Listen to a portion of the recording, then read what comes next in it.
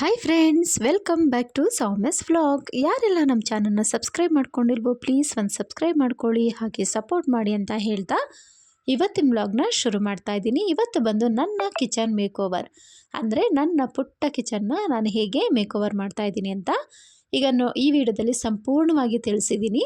ಹಾಗೆ ಇಲ್ಲಿ ಆನ್ಲೈನಲ್ಲಿ ತೊಗೊಂಡಿರುವಂತಹ ಐಟಮ್ಸ್ಗಳನ್ನು ಕೂಡ ನಾನಿಲ್ಲಿ ಇಟ್ಟಿದ್ದೀನಿ. ಆಗಲೇ ನಾನು ಫಸ್ಟೇ ಒಂದು ವಿಡಿಯೋ ಮಾಡಿ ಹಾಕಿದ್ದೆ ಆನ್ಲೈನಲ್ಲಿ ನಾನು ಏನೆಲ್ಲ ತೊಗೊಂಡಿದ್ದೆ ಅಂತ ಹೇಳಿ. ಸೊ ಅದನ್ನೆಲ್ಲನೂ ಕೂಡ ನಾನಿಲ್ಲಿ ಕಿಚನ್ ಮೇಕ್ ಓವರ್ ಮಾಡೋದಕ್ಕೆ ಅಂತಲೇ ತೊಗೊಂಡಿದ್ದೀನಿ. ಸೊ ಇದು ಇವತ್ತು ಎಲ್ಲನೂ ಕೂಡ ಅರೇಂಜ್ ಮಾಡ್ಕೊಳ್ಳೋಣ ಅಂತ ಹೇಳಿ. ಸೊ ನನ್ನ ಒಂದು ಪುಟ್ಟ ಕಿಚನ್ನು ಯಾವ ಥರ ಕಾಣಿಸುತ್ತೆ, ಸೊ ಇದನ್ನೆಲ್ಲ ಮಾಡಿದಾಗ ಯಾವ ಥರ ಆಗುತ್ತೆ ಅಂತ ಕೂಡ ನಾನು ಇದು ವಿಡಿಯೋದಲ್ಲಿ ಸಂಪೂರ್ಣವಾಗಿ ತಿಳಿಸಿದ್ದೀನಿ.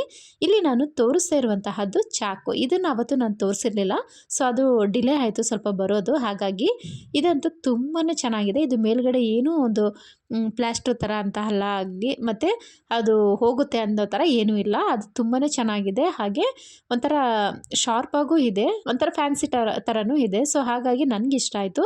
ಸೊ ಹಾಗಾಗಿ ಅದನ್ನು ಕೂಡ ನಾನು ಬೈ ಮಾಡಿದೆ. ಇಲ್ಲಿ ನಾನು ಉಯ್ಯಾಲೆ ತೊಗೊಂಡಿದ್ದೆ. ಸೊ ಇಲ್ಲಿ ನಾನು ಅಡುಗೆ ಮನೇಲಿ ಬಂದು ಸ್ವಲ್ಪ ಸ್ಪೇಸಸ್ ಇದೆ ಅಂತ, ಅಂದರೆ ನಂದು ವಾಷಿಂಗ್ ಮಿಷಿನ್ ಇಟ್ಕೊಂಡಿದ್ದೀನಿ, ಅದರ ಮೇಲ್ಗಡೆ ಫುಲ್ಲು ಖಾಲಿ ಜಾಗ ಥರ ಇತ್ತು. ಸೊ ಅಲ್ಲಿ ನಾನು ಸ್ವಲ್ಪ ಫಿಲ್ ಮಾಡೋಣ, ಆವಾಗ ನೀಟಾಗಿ ಕಾಣಿಸುತ್ತೆ, ಮತ್ತು ಅಡುಗೆ ಮನೆಯೂ ಕೂಡ ತುಂಬ ಚೆನ್ನಾಗಿ ಕಾಣಿಸುತ್ತೆ ಅಂತ ಹೇಳಿ ನಾನಿಲ್ಲಿ ಉಯ್ಯಾಲೆ ತೊಗೊಂಡಿದ್ದೆ.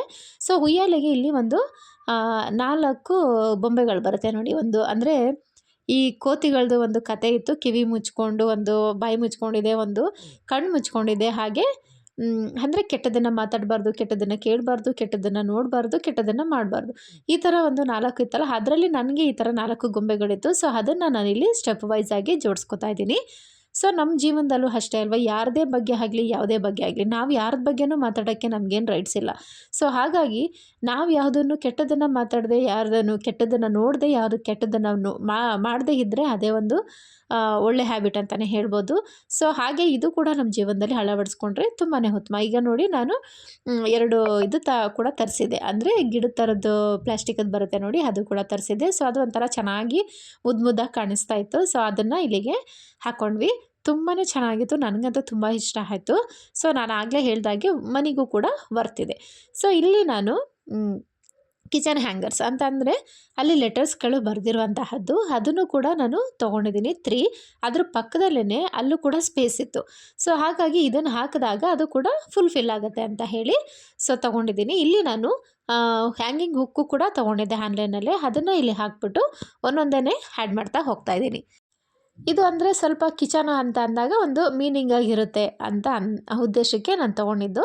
ಸೊ ತುಂಬಾ ಚೆನ್ನಾಗಿತ್ತು, ನನಗಂತೂ ತುಂಬಾ ಇಷ್ಟ ಆಯಿತು.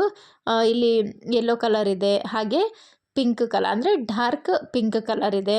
ಸೊ ಮತ್ತು ಇನ್ನೊಂದು ಗ್ರೀನ್ ಕಲರ್, ಇದು ತುಂಬಾ ಚೆನ್ನಾಗಿತ್ತು. ಹಾಗೆ ನನಗಂತೂ ತುಂಬಾ ಇಷ್ಟ ಆಯಿತು, ಮನೆಗೂ ಕೂಡ ವರ್ತಿತ್ತು. ಸೊ ಈಗೆಲ್ಲನೂ ಕೂಡ ಒಂದೊಂದೇ ಹುಕ್ ಹಾಕ್ಕೊಂಡು ಅದನ್ನು ಜೋಡಿಸ್ಕೊತಾ ಹೋಗ್ತೀನಿ. ನಾನು ತುಂಬ ಏನು ಗಿಜಿ ಅನ್ನೋ ಥರ ನಾನು ಮಾಡ್ಕೊಂಡಿಲ್ಲ, ಡೀಸೆಂಟಾಗೂ ಇದೆ, ಹಾಗೆ ನೋಡೋದಕ್ಕೆ ತುಂಬಾ ಚೆನ್ನಾಗೂ ಇತ್ತು. ಹಾಗೆ ಜಾಗ ಕೂಡ ಪೂರ್ತಿಯಾಗಿ ಫಿಲ್ ಆಯಿತು. ಸೊ ಹಾಗಾಗಿ ನಾನಿವತ್ತು ಇದು ಮುಗಿಸ್ಬಿಡೋಣ ಅಂತ ಹೇಳಿ ಮಾಡ್ತಾಯಿದ್ದೀನಿ. ನೋಡ್ತಾ ಇದ್ದಾರಲ್ಲ, ಇವಾಗ ಬ್ಲೂ ಕಲರ್ದು ಕೂಡ ಆ್ಯಡ್ ಮಾಡಿದ್ದು ಆಯಿತು. ಇವಾಗ ನನ್ನ ಇದು ಹ್ಯಾಂಗಿಂಗ್ ಓವರ್ ಮುಗೀತು. ಇಲ್ಲಿ ಲೆಟರ್ಸ್ಗಳು ನೋಡ್ತಾ ಇದ್ದೀರಲ್ಲ ನೀವು, kitchen brings family together. So ಎಷ್ಟು ಮೀನಿಂಗ್ ಅಲ್ವಾ ಅದು, ಮೀಲ್ಸ್ ಆ್ಯಂಡ್ ಮೆಮೊರೀಸ್. ಸೊ ಪ್ರತಿಯೊಂದು ಕೂಡ ನಾವು ನೋಡಿದಾಗ ಏನೋ ಒಂದು ಖುಷಿ ಅಂತ ಅನಿಸ್ಬೇಕು, ಅದಕ್ಕಾಗಿ ನಾನು ಆ ಥರ ಲೆಟರ್ಸ್ಗಳಿರೋದನ್ನ ಹಾಕ್ಕೊಂಡೆ. ಈಗ ನಾನಿಲ್ಲಿ ಒಂದು ವಿಂಡೋ ಇದೆ ನಮ್ಮ ಕಿಟಕಿಯಲ್ಲಿ. ಸೊ ಹಾಗಾಗಿ ಇದಕ್ಕೆ ಲೀಫ್ ಹಾಕೋಣ, ಒಂಥರ ಚೆನ್ನಾಗಿ ಗ್ರೀನಿಶಾಗಿ ಕಾಣಿಸುತ್ತಲ್ಲ.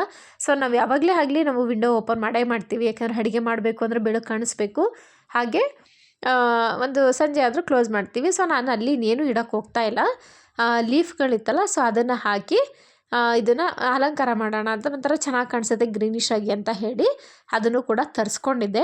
ಸೊ ಈಗ ಅದನ್ನು ಕೂಡ ನಾನಿಲ್ಲಿ ಹಾಕ್ತಾಯಿದ್ದೀನಿ. ಎಲ್ಲವನ್ನು ಕೂಡ ನಾನು ಈ ಡಬಲ್ ಟೇಪ್ ಗಮ್ ಅಂತ ಬರುತ್ತೆ ನೋಡಿ, ಅಂದರೆ ಫ್ರಂಟು ಗಮ್ ಇರುತ್ತೆ ಮತ್ತು ಬ್ಯಾಕು ಆ ಥರ ಇರುತ್ತಲ್ಲ, ಅದನ್ನು ತರಿಸ್ಕೊಂಡಿದ್ದೀನಿ. ಅದಂದರೆ ಸ್ವಲ್ಪ ಫಿಟ್ಟಾಗಿ ನೀಟಾಗಿ ಕೂರುತ್ತೆ, ಹಾಗಾಗಿ ಅದನ್ನೇ ತರಿಸ್ಕೊಂಡು ಇವಾಗ ಅದನ್ನು ಕೂಡ ಹಾಕೋತಾ ಇದ್ದೀನಿ.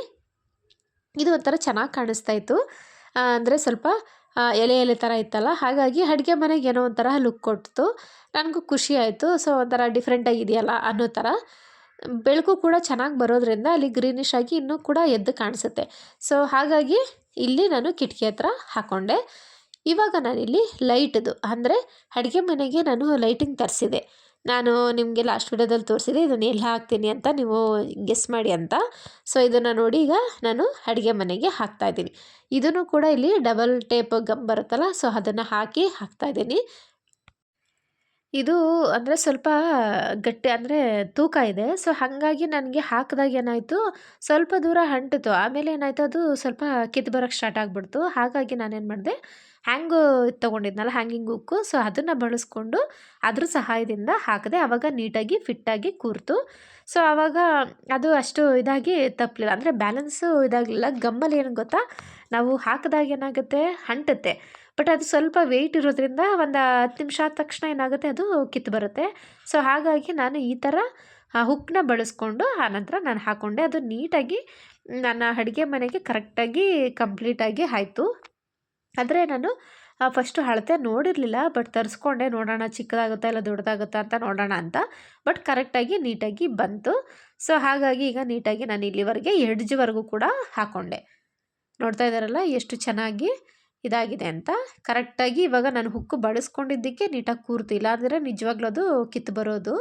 ಸೊ ಈಗ ಅಷ್ಟು ಕೂಡ ನೀಟಾಗಿ ನನಗೆ ಆಗಿದೆ. ಇವಾಗ ಲೈಟ್ ಹಾಕ್ತೀನಿ ನೋಡಿ ಎಷ್ಟು ಚೆನ್ನಾಗಿ ಕಾಣಿಸುತ್ತೆ ಅಂತ. ನೋಡ್ತಾ ಇದ್ದಾರಲ್ಲ, ಒಂಥರ ಅಡುಗೆ ಮನೆಗೆ ಏನೋ ಒಂಥರ ಕಳೆ ಬಂದಂಗೆ ಅನ್ನಿಸ್ತು. ಒಂಥರ ಡಿಫ್ರೆಂಟಾಗೂ ಇತ್ತು, ಚೆನ್ನಾಗೂ ಇತ್ತು. ಅದರಲ್ಲೂ ನೈಟಲ್ಲಂತೂ ತುಂಬಾ ಚೆನ್ನಾಗಿ ಕಾಣಿಸುತ್ತೆ. ಇಲ್ಲಿ ನಾನು ಬಂದು ಚಾಪರ್ ಬೋರ್ಡ್ ತೋರಿಸ್ತಾ ಇದ್ದೀನಿ. ಇದು ಚಾಪರ್ ಬೋರ್ಡ್ ಬಂದು ಮೇಲ್ಗಡೆದು ಸ್ಟಿಕ್ಕರ್ ಕೊಟ್ಟಿರ್ತಾರೆ. ಸೊ ಅದನ್ನು ನಾವು ತೆಗಿಬೇಕು ಬಳಸೋಕ್ಕೂ ಮುಂಚೆನೇ. ಸೊ ನಾನಿಲ್ಲಿ ಫಸ್ಟೇ ನಿಮಗೆ ತೋರಿಸ್ತಾ ಇದ್ದೀನಿ. ಇದನ್ನು ತೆಗೆದ್ರೆ ಸ್ಟೀಲೇನೆ, ಬಟ್ ತುಂಬ ಚೆನ್ನಾಗಿರುತ್ತೆ. ನೀವು ಚಪಾತಿ ಮಾಡೋದಕ್ಕೆ ಮತ್ತು ತರಕಾರಿಗಳು ಕಟ್ ಮಾಡ್ಕೊಳ್ಳೋದಕ್ಕೆ, ರೊಟ್ಟಿ ಕೂಡ ಇದರಲ್ಲಿ ಹಾಕೋಬೋದು, ಅಷ್ಟು ಯೂಸ್ಫುಲ್ಲು. ಹಾಗೆ ಇಲ್ಲಿ ನೋಡಿ, ಇದರಲ್ಲಿ ಯೂಸ್ಫುಲ್ ಏನು ಅಂತಂದರೆ, ಈ ಎಡ್ಜಲ್ಲಿ ನಾವು ಈ ಥರ ಇಟ್ಕೊಂಡಾಗ ಏನಾಗುತ್ತೆ, ಅದು ಮುಂದೆ ಜಾರೋದಾಗಲಿ ಹಿಂದೆ ಜಾರೋದಾಗಲಿ ಆಗಲ್ಲ, ನೀಟಾಗಿ ಫಿಟ್ಟಾಗಿ ಕೂರುತ್ತೆ. ಸೊ ಇದು ತೋರಿಸ್ತಾ ಇದ್ದೀನಲ್ಲ ಚಾಕು, ಇದಂತೂ ನಂಗೆ ತುಂಬಾ ಇಷ್ಟ ಆಯಿತು. ಏಕೆಂದರೆ ಒಂದು ರೀತಿ ಸ್ಟೈಲಿಶ್ ಆಗಿ ತುಂಬ ಚೆನ್ನಾಗಿದೆ. ಹಾಗೆ ಇಲ್ಲಿ ಬಾಟಲ್ ತೋರಿಸ್ತಾ ಇದ್ದೀನಿ. ಇದು ಆಯಿಲ್ ಬಾಟಲು. ನಾನು ಅವತ್ತು ಹೇಳಿದ್ದೆ, ತುಂಬ ಆಯಿಲ್ ಯೂಸ್ ಮಾಡೋದಕ್ಕಿಂತ ಸ್ಪ್ರೇ ಥರ ಯೂಸ್ ಮಾಡ್ಕೋಬೋದು, ಅದು ಆಪ್ಷನ್ ಇದರಲ್ಲಿ ತುಂಬ ಚೆನ್ನಾಗಿದೆ. ಹಾಗೆ ಗಾಜಿಂದಾಗಿರೋದ್ರಿಂದ ಚೆನ್ನಾಗಿರುತ್ತೆ ಅಂತ ಹೇಳಿ ನಾನು ಇದು ಕೂಡ ಬೈ ಮಾಡಿದೆ. ಇದೆಲ್ಲವೂ ಕೂಡ ನಾನು ಕಿಚನ್ಗೋಸ್ಕರನೇ ಅಂತಲೇ ಬೈ ಮಾಡ್ಕೊಂಡಿದ್ದು. ಸೊ ತುಂಬಾ ಚೆನ್ನಾಗಿತ್ತು, ನನಗಂತೂ ತುಂಬ ಇಷ್ಟ ಆಯಿತು. ನೋಡ್ತಾ ಇದ್ದೀರಲ್ಲ, ನಾನಿಲ್ಲಿ ಕಿಟಕಿಯಿಂದ ತೋರಿಸ್ತಾ ಇರೋದು ನಾನು ಏನೇನೆಲ್ಲ ಮಾಡಿದ್ದೀನಿ ಅಂತ ಹೇಳಿ. ಈಗ ನೋಡಿ, ಅದ್ರ ಜಾಗ ಎಲ್ಲ ಕರೆಕ್ಟಾಗಿ ಫುಲ್ಫಿಲ್ ಆಯಿತು. ನನಗೇನೋ ಒಂಥರ ಫೀಲ್ ಆಗ್ತಾಯಿತ್ತು, ಅಯ್ಯೋ ಅಲ್ಲಿ ಏನೂ ಇಲ್ವಲ್ಲಪ್ಪ ಹೆಂಗೆ ಅಂತ. ಬಟ್ ಇದು ಹಾಕಿದ್ಮೇಲೆ ಚೆನ್ನಾಗಿ ಕಾಣಿಸ್ತು. ಇಲ್ಲಿ ನಾನು ಕಬೋರ್ಡ್ಗಳು ತೋರಿಸ್ತಾ ಇದ್ದೀನಿ. ಇಲ್ಲಿ ನಾನು ಏನೇನು ಅರೇಂಜ್ ಮಾಡ್ಕೊಂಡಿದ್ದೀನಿ ಅಂದರೆ, ಮೇಲ್ಗಡೆ ಬಂದು ಸ್ವಲ್ಪ ಗ್ಲಾಸ್ಗಳೆಲ್ಲ ಅರೇಂಜ್ ಮಾಡ್ಕೊಂಡಿದ್ದೀನಿ ಪಿಂಗಾಣಿದು. ಸೊ ಕೆಳಗಡೆ ಸ್ವಲ್ಪ ಕಷಾಯ ಮಾಡುವಂತಹದ್ದು ಸಾಮಾನುಗಳನ್ನ ಇಟ್ಕೊಂಡಿದ್ದೀನಿ. ಇಲ್ಲಿ ಸೆಕೆಂಡ್ ಕಬೋರ್ಡ್ ಬಂದು ನಾನಿಲ್ಲಿ ಅಂದರೆ ಗ್ಲಾಸ್ ಕಂಟೈನರ್ಗಳನ್ನೇ ನಾನು ತೊಗೊಂಡಿರೋದು.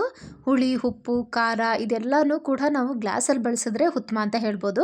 ಯಾಕೆಂದರೆ ಬಾಕ್ಸಲ್ಲಾಗಲಿ ಅಥವಾ ಪ್ಲಾಸ್ಟಿಕ್ ಅದರಲ್ಲಾಗಲಿ ಬಳಸಿದಾಗ ಏನಾಗುತ್ತೆ, ಅದರ ಅಬ್ಸರ್ವೇಷನ್ ಜಾಸ್ತಿ ಆಗುತ್ತೆ, ಒಳ್ಳೆಯದು ಅಲ್ಲ ಹೆಲ್ತ್ಗೆ. ಸೊ ಹಾಗಾಗಿ ನಾನು ಕಂಟೈನರ್ ಬಾಕ್ಸ್ಗಳನ್ನ ಒಂದು ಕಡೆ ಇಟ್ಕೊಂಡಿದ್ದೀನಿ, ಅಂದರೆ ಸಾಮಗ್ರಿಗಳೆಲ್ಲ ಒಂದು ಕಡೆ ಇಟ್ಕೊಂಡಿದ್ದೀನಿ. ಇಲ್ಲಿ ಬಂದು ಸ್ವಲ್ಪ ಡ್ರೈ ಫ್ರೂಟ್ಸ್ಗಳು ಇಟ್ಕೊಂಡಿದ್ದೀನಿ, ಹಾಗೆ ಸಕ್ಕರೆ, ಟೀ ಪೌಡರು ಆ ಥರದ್ದೆಲ್ಲ ಕೂಡ ಇಟ್ಕೊಂಡಿದ್ದೀನಿ.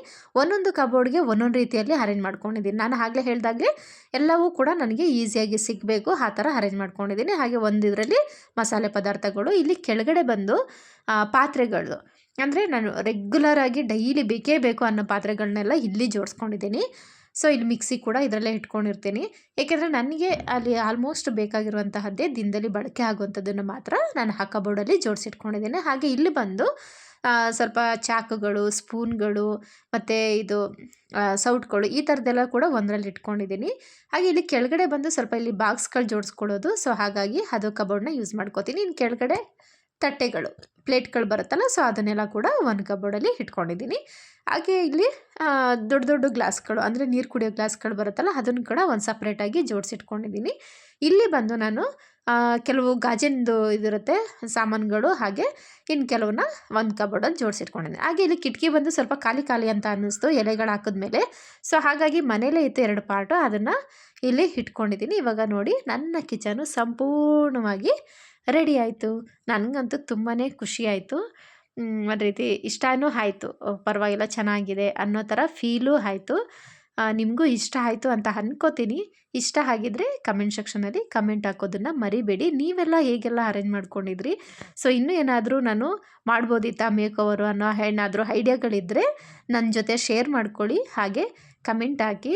ಯಾರೆಲ್ಲ ನಮ್ಮ ಚಾನಲ್ನ ಸಬ್ಸ್ಕ್ರೈಬ್ ಮಾಡ್ಕೊಳ್ದೆ ನೋಡ್ತಾ ಇದ್ದರು ಪ್ಲೀಸ್ ಒಂದು ಸಬ್ಸ್ಕ್ರೈಬ್ ಮಾಡ್ಕೊಳ್ಳಿ, ಸಪೋರ್ಟ್ ಮಾಡಿ. ಆಗ ನನಗೂ ಕೂಡ ಖುಷಿಯಾಗಿ ಅಂತ ಅನಿಸುತ್ತೆ. ಏಕೆಂದರೆ ನಮಗೂ ಇನ್ನೂ ಹೆಚ್ಚೆಚ್ಚು ಮಾಡಬೇಕು ಅಂತ ಒಂದು ಏನೋ ಒಂದು ಕಾನ್ಫಿಡೆಂಟ್ ಬರುತ್ತೆ. ಸೊ ಹಾಗಾಗಿ ಸಪೋರ್ಟ್ ಮಾಡಿ ಅಂತ ಹೇಳೋಕ್ಕೆ ಇಷ್ಟಪಡ್ತೀನಿ.